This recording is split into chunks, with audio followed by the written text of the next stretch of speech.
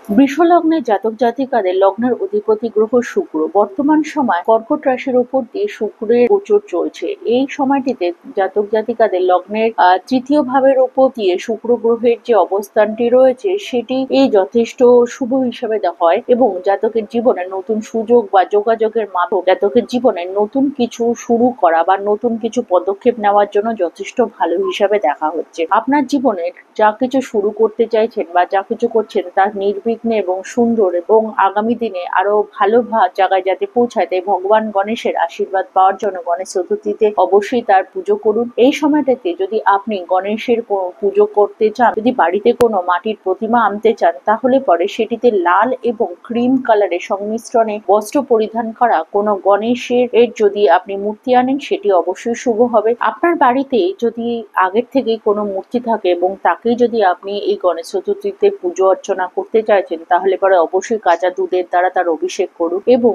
ভোগের মধ্যে ভগবানকে 9টি দুপা সহ 9টি মুগের লাড্ডু অবশ্যই নিবেদন করবে। তার সাথে মিশ্রি এবং নারকেলের ভোগ অবশ্যই নিবেদন করবে। লাল ফুল এবং ক্রিম কালারের কোনো বস্ত্র তাকে নিবেদন করতে ভুলবেন না এবং সর্বশেষে 108 বার ওম একদম তায় নামা এই মন্ত্রটি অবশ্যই জপ করবেন।